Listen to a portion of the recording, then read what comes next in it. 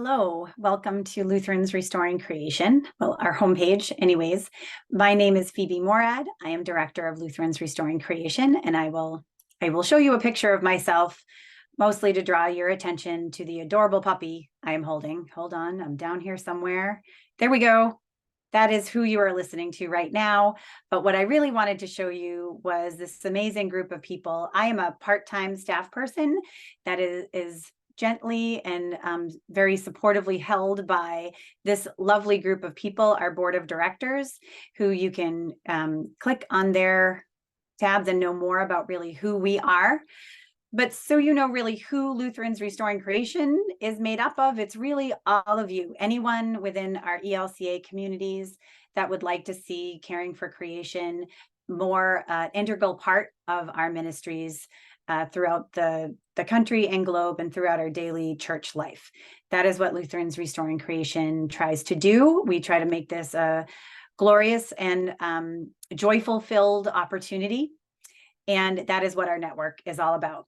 When I go through this site, it will feel a bit overwhelming, which is a good thing. It means that we are reflecting a lot of good work going on across the country and a lot of wonderful resources created by many of you. There are some things that we have created as an organization, but most of what we have on this site is reflecting what comes into us. So we are but a mirror.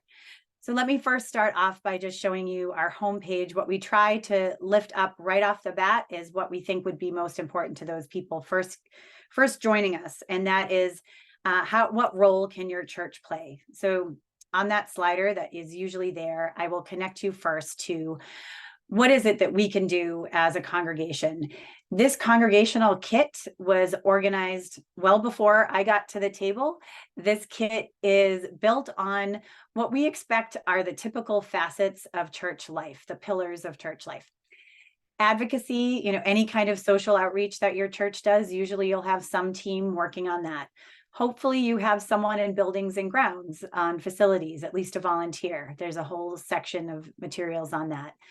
Education, Christian education, a variety of education, personal discipleship, your prayer life. How can this creation care work be involved in personal discipleship, not only at church, but at home? And obviously worship and music, a lot of resources under that pillar. All of these pillars have a lot of information that we continue to add to our website. But in the original kit, there are just a lot of first steps to think about how to create an action plan, bringing essentially what ELCA called for us to do as a church way back in 1993. I'll click on this so you know that a lot of our materials will lead you to what ELCA as a church-wide organization has said and resources that they hold as well. But what we said would do are these things and what we believe, and our resources help you live that out as a church life. So the kit itself, I wanted to highlight, we'll take you through step by step. There isn't necessarily a hierarchical order to any of these, but you should know that getting started, you don't need to even wait for a green team. If you want to have your entire council, just know whether or not they will support you, even as an individual or, a whole team of two. Does your church agree with what essentially the 1993 social statement said? You can read the whole statement, which is about 20 pages and beautifully written, and you can use it as a study guide for Bible study. But we doubt that most of your church council members will have the time to do that. How about just putting this covenant in front of your church council and asking if they affirm these aspects of integrating creation care and an environmental and ecological ethos into your work? So this is a simple way to ask your church to at least back you up and think about things. And from there, you can then go back to this kit, which I'll show you as well. If you do not like to stay online and just want to print out a PDF of this, it is on here. You can open that up, print it out, and just have it and bring it back and forth with you to church. What I would highly suggest, and really we're trying to encourage everyone to do, is as you're thinking out what are the different steps according to each facet of your church life that you'd like to try, we're asking you to let us know by making sure your actions might be shared in an action plan. So here are some action plan ideas that you can click on, and it'll give you a host of different ideas. But the actions speak loudly program, what we're really asking you to take your next step of not just saying as a group you'll do this, but telling the larger church-wide organization and other communities that you're doing this. This is an online form, which we're not trying to get and sell your information. We're trying to make sure you share the great works that you intend to do or perhaps have already done. This step-by-step form asks for some information. Again, this, if you put in your phone number and that sort of thing, it won't be posted online. We will hide that information. But we would like to know and hear from you, what are some of the steps that you take? And if you don't know or want to think more deeply about what some of these steps are in each pillar of your church life, there's a link to go with each one of them that will, again, send you back to a lot of different ideas and maybe more recent information and samples. So along with this long list of things that you can check off and choose to do, you can also select your own if you've done something different and want to add that. We're essentially asking you to share your information on a big share board. Now, you can certainly add specifics about what you're going to do next. Certainly add a date. I think it always helps to have something on your calendar, especially if you know other people might see it. Add your newsletter or any links that you know your Facebook page is going to have more information. Because all of this is to really ensure that not only do you know and are celebrating what you're doing, but you share that. So once you hit submit on this form, and just, you can think as a small group, you can think yourself, but you could spend 15 minutes going through this after coffee hour, thinking around your church with a couple other interested people. What are you willing to do? That might take 15 minutes. You can also do a 2-hour session together about what might you do. And I'll show you some ideas for that later. But once you hit submit, it will be shared on this lovely growing share board. Right now we have 20 odd. Hopefully by the time you listen to this, we'll have many more. But this share board is meant to show church-wide leadership that yes, people are doing work in this area, but it's also to help us find one another. Most of what's on our page, I'll show you the map soon as well. Most of what our website tries to do is connect one another. We want you on our site to get off our site right away and talking with another human. One way to use this Airtable, and again, you can schedule a time with me to show you how to use this more intricately, but what I love about this is you can look up, okay, well, I can see that there are some people, some other churches in Wisconsin or whatever your state is, you can get in touch with, but regardless of where they are, say you want to know, all right, in the area of buildings and grounds, who else is doing an energy audit that I can get in touch with? So I'm going to select has any of, or you could do has specifically of, but has any of, make sure you get anybody that has said they're going to do an energy audit, or maybe already did. That way you can find out who else is doing this. Maybe they're nearby, but maybe not. A lot of churches select to put their website on here. If not, I'll give you a secret. You can usually Google them or find them on Facebook. And your next step is to reach out to them. Oftentimes, I find that means you're probably going to call a church administrator and just let them know, hey, I saw that you're doing creation care work in your congregation. Can I leave my name and number for whoever is excited about this in your church to call me? I need help. Okay, so that's it. It doesn't hurt. You could meet somebody across the country and be lifelong friends. What about that? Speaking of that kind of relational connection, again, we are here to support one another. A beautiful part of this work, I will invite you certainly to share with our connection calls, but if you can't meet up with us or you don't like to meet in that way, I do want to highlight that on this form, some people select that they would like to have a prayer companion, and we will connect you with other folks that would like to have a prayer companion. A lot of this work you don't want to sit in more meetings for, you just need to pray together and need to be in one another's company. So we will try to connect you with other people that want to do that. So I will highlight that, and also just want to lift up the idea that you might not even be ready to fill out this form if you don't know how to talk about this stuff at church at all. So I will also highlight on our site that we have hosting a discussion group page. So I'm going to highlight, we have a map. There could be people in your area that are just itching to either come to your congregation for a coffee hour or a temple talk and share what they know about climate change or creation care and how it relates to their faith in our Lutheran theology. Those people are creation care ambassadors. You can check that off and just see who might be in your area and get in touch with them. Their emails are on there. You click the button and find out how to get in touch with them.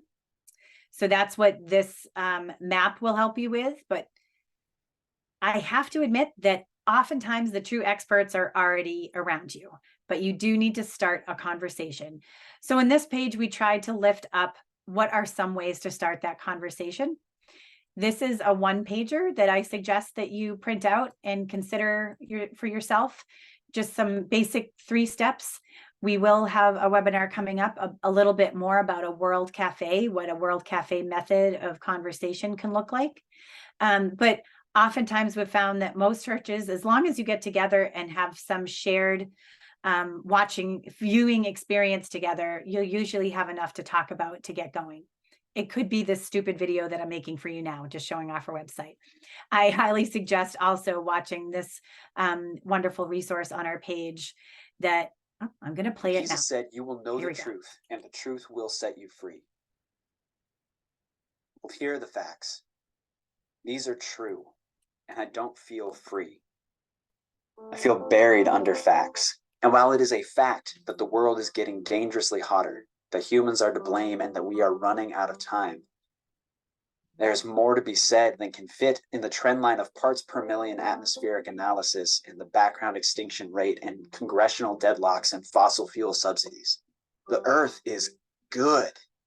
And it's not naive to believe that that fact matters just as much as the others. The Earth is good and it is worth saving. It's worth serving. This world is worth serving. Isn't it worth believing in? Christians have a stubborn belief that the ultimate truth of the world is healing. That isn't a denial of death or woundedness. It's a refusal to let those facts crowd out the whole truth. The world in fear and despair and pain is in desperate need of faith, hope, and love. And so are we. These are gifts that God offers lavishly, foolishly, abundantly. We cannot do the work of serving this world if we are not rooting ourselves in the gifts that we need most of all. This is a call to everyone who feels buried alive under the weight of the climate disaster, who mourns what we have lost and fears what is to come. Do not do this alone. Faith, hope, and love are not luxuries. They are as essential as food and water and air. So come to the table, to the water, to the spirit of the one who loves you. Receive the love that you hope to give, wounded hand to wounded heart. May God Creator bless you and keep you. Amen. Amen.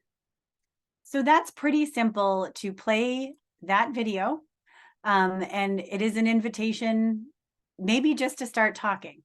But one of the first things we ask you to do, and I'll just, again, going back to the discussion, how to host a discussion, you can look at that one pager and follow that along, or just simply play that and ask folks to look at the action plan and choose one per area to start tackling who might be interested in something. Listen to the people around you. You don't want to do this alone. It's not all up to you. It's also, if I happen to be speaking to any pastors, this usually isn't work that just the pastor should do. This should be usually led by people coming from the pews, so that it is not alone the work of the pastor who has a lot of other things going on. So I will lift up this page. There are also a lot of playlists that we have on our YouTube channel that you can go directly to. That video is on there, but a lot of other great resources, and we're constantly updating them, along with very more expertise videos. If you wanted to figure out how to get money to do solar, we also have added a lot of other great affiliate organizations like Interfaith Power and Light. Their videos are also listed on our playlists. The complicated conversations as well. I know it's not always easy to have these conversations when we all are coming from different places and have different values that we all want to find common ground for. There are a few different methods on this page as well that I just wanted to highlight. Again, our resource here, our website, is to help get you talking with real people in your life, and more importantly, the listening part. So with that, I am going to go back to our homepage and just lift up, again, just to kind of help you navigate that. A lot of that faith, hope, and love, you will see on a lot of the stories that are lifted up per area under each of these 5 pillars: advocacy, buildings and grounds, education, personal discipleship, and worship. We have a lot of stories and resources that lift up faith, hope, and love in each one of those sections. Also, ongoing events. I wanted to let you know that we get together as a community.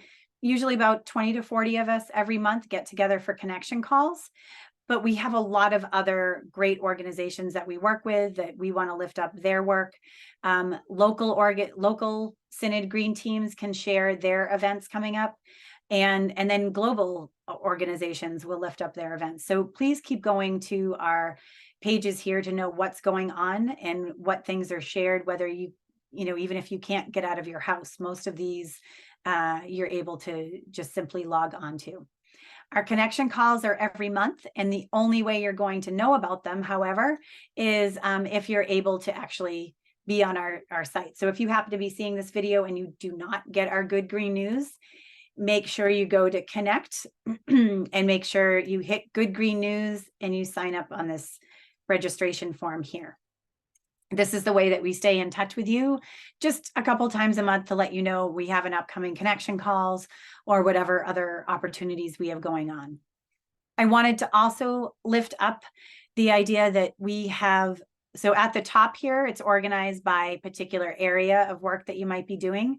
But if you're coming to us just as an individual, you know, we try to select and have certain posts for either individuals doing this work, entire congregational teams, pastors. There's an entire section for lectionary commentaries. A lot of times that's the only thing that pastors might know of us, is that for every single cycle, A, B, and C, we at least have one commentary that has to do with how creation care is connected to the readings for the week.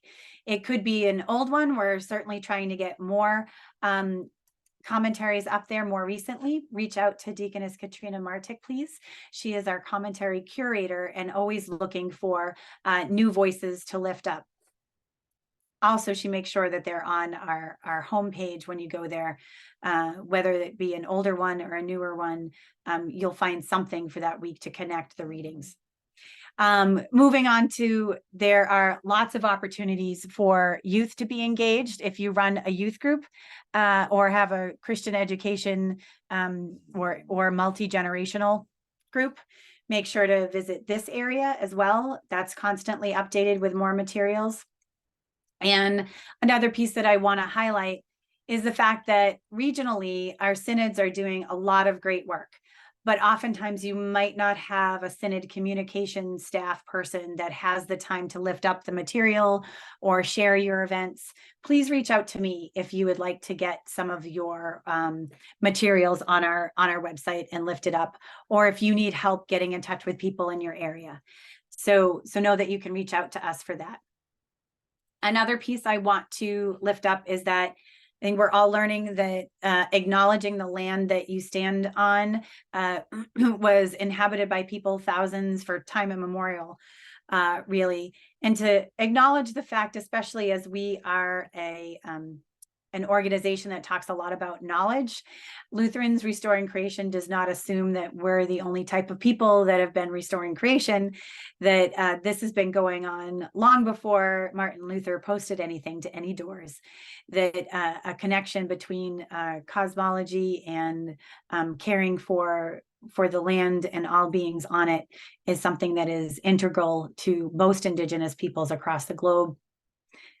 In that being, there are so many different ways that creation care resources integrate well with creation care work and should not just be an opening statement at the beginning of events. We wanted to lift up a lot of different resources here. So I wanted to highlight that we have a lot of resources here talking about that integration, but also perhaps getting in touch with other organizations, especially in Lutheran churches that are doing this work.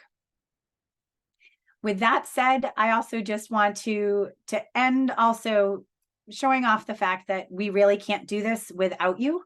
So you all being a part of this community, yes, be part of the mirror. Make sure that your good work is reflected and shared and lifted up. Please make sure whatever work you do in your congregation can end up on our map and hopefully also an action plan on that share board. And we need your help. I am a part-time staff person. We have wonderful volunteers, but we would love to be able to grow because this work is not shrinking. Be sure to also visit our donate page where you can find out more about what it means to be a member and how to connect with us in the long term. I really appreciate you taking the time to go through this with me, but I only scratched the surface. So if you're looking for something, please reach out to me. There is a contact us page that you can certainly fill out, and I can connect with you and help you find what you're looking for or who you're looking for. In the meantime, I hope this is helpful, and I hope you can join us on our next connection call in some way, shape, or form. Thank you so much for being part of Lutherans Restoring Creation.